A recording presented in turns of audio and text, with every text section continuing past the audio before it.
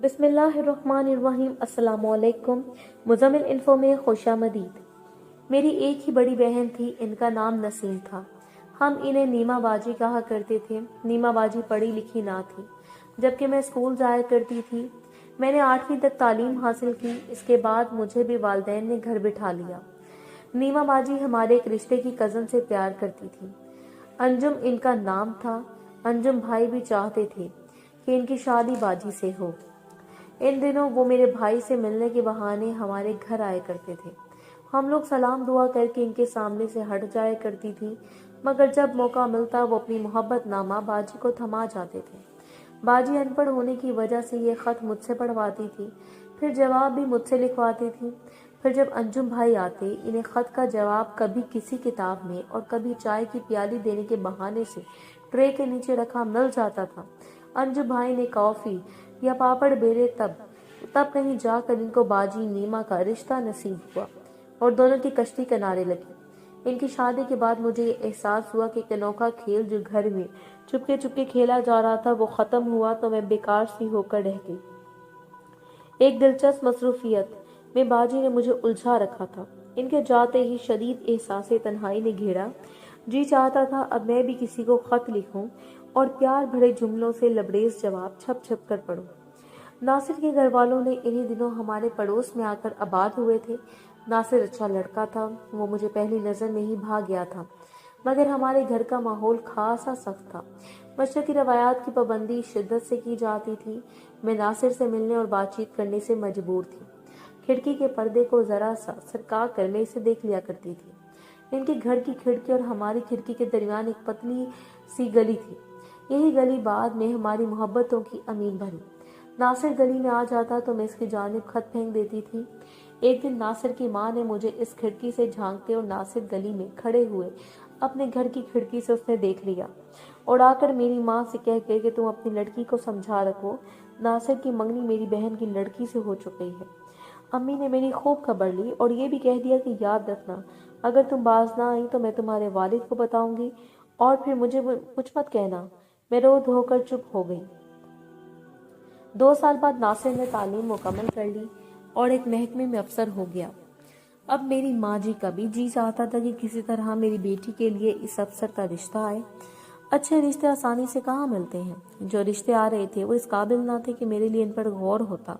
خبر سنی کہ ناصر کی شادی ہو رہی ہے، پھر اس کی شادی کا کارڈ اس کی ماں خود آ کر ہمارے گھر دے گئی، مگر میری امی شادی میں نہ گئی۔ ناصر کی دلہن بیاہ کر گھر آ گئی۔ بس کیا بتاؤں اس روز دل پر کیا گزری۔ میں تو خوب ہی پھوٹ پھوٹ کر روئی کیونکہ ناصر ابھی تک میرے خوابوں کا شہزادہ تھا۔ ان دنوں باجی نیما دوسرے بچے کی پیدائش کے وقت اللہ کو پیاری ہو گئی۔ انجم بھائی بیچارے اجڑ کر رہ گئے، اوپر سے 2 ننھے منھے بچوں کا بوجھ بھی باجی انہی کے کندھوں پر چھوڑ گئی۔ باجی کا بڑا بیٹا گڈو 2 سال کا تھا اور چھوٹا تو صرف 1 دن کا تھا جب باجی فوت ہوئی تھی۔ دونوں بچوں کو انجم نے لا کر امی جان کو دے دیا کہ انہیں آپ سنبھالیے، میں ان کو کس طرح سنبھال سکتا ہوں۔ گڈو کو میں نے باہوں میں بھر لیا اور مننے کو امی جان نے گود میں چھپا لیا۔ ان بچوں کی وجہ سے ہمارا ناتا انجم سے برقرار رہا۔ وہ روز ہی ہمارے گھر آ جایا کرتے تھے۔ 2 سال گزر گئے۔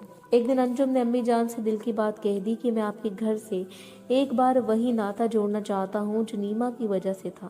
بچوں کو صرف خالہ ہی ماں کا پیار دے سکتی ہے، آپ سمینہ کا رشتہ مجھے دے دیجیے۔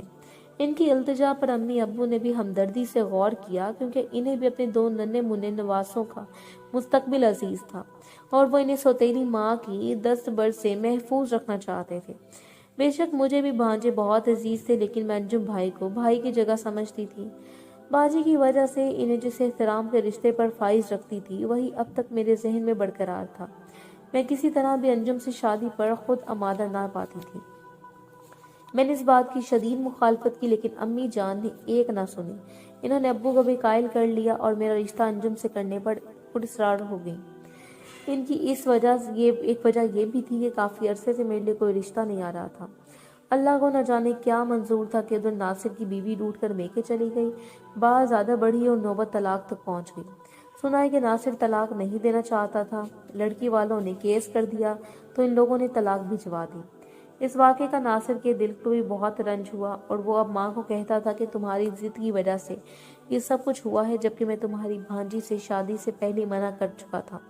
अब देख लिया तमाशा। शायद नासिर के दिल में अभी तक मेरे लिए गुंजाइश मौजूद थी कि इसने अपनी माँ को मजबूर किया कि वो मेरा रिश्ता मेरे वालिदैन से मांगे। इसने माँ से कहा कि पहले एक बार मैंने आपकी बात मानी थी, तो अब मेरी पसंद की लड़की से मेरी शादी करके देखिए। बेटे की मजबूर करने से नासिर की माँ हमारे घर रिश्ता ले आई। इधर मैं रो रो कर हलकान हो रही थी कि मैं हरगिज़ बहनोई से शादी नहीं करूँगी। वालिदैन मेरी हालत देख कर बार बार इस कैफियत में थे कि जबकि अंजुम भाई मुसलसल मेरे वालिदैन पर दबाव डाल रहे थे कि मेरे बच्चों की खातिर समीना का रिश्ता मुझे दे दीजिए। तंग आकर मेरी माँ बोली, हम रिश्ता ज़रूर तुमको दे देते, मगर क्या करें, समीना खुद नहीं मानती क्योंकि वो नासिर को पसंद करती है और अब नासिर की वालदा भी इस रिश्ते के लिए इसरार कर रही हैं। हमसे एक बेटी की तो मौत ने एक बेटी को तो मौत ने छीन लिया है और दूसरी की खुशियों का खून करने का हौसला अब नहीं है। इसके साथ इन्होंने मेरा रिश्ता नासिर से तय कर दिया। अंजुम भाई अपनी शिकस्त पर बौखला गए। पहले तो वो चुप रहे, इसके बाद जब इन्हें किसी तरह ये पता चला कि मैं और नासिर एक दूसरे को खत लिखते रहे हैं, इन्होंने नासिर के एक दोस्त से जिक्र किया कि शादी से कबल समीना भी खत लिखा करती थी, मगर इस वक्त ये नादान थी और मैं इसकी बड़ी बहन में दिलचस्पी रखता था, इसलिए मैंने इसके खतूत को कोई अहमियत ना दी। अलबत्ता वो खत अब तक मेरे पास पड़े हैं। अंजुम का ख्याल था जब नासिर का दोस्त इसको ये बात बताएगा तो वो मुझसे शादी करने से इनकार कर देगा, लेकिन अफसोस अंजुम का ख्याल गलत निकला और नासिर ने मुझसे शादी करने से इनकार न किया। हमारी शादी हो गई तो नासिर ने मुझसे पूछा, क्या शादी से पहले तुमने अंजुम को खत लिखे थे? मैंने कहा हाँ, मगर बाजी की तरफ से, क्योंकि नीमा बाजी पढ़ना लिखना नहीं जानती थी। नासिर ने मेरी बात पर यकीन कर लिया और मुझे कुछ न कहा।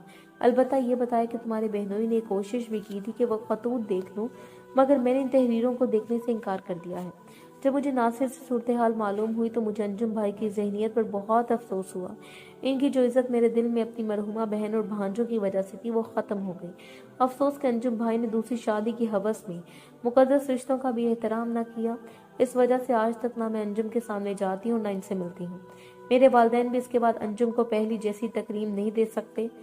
अलबत्ता इनसे नाता अभी तक बरकरार है अपने नवासों की वजह से।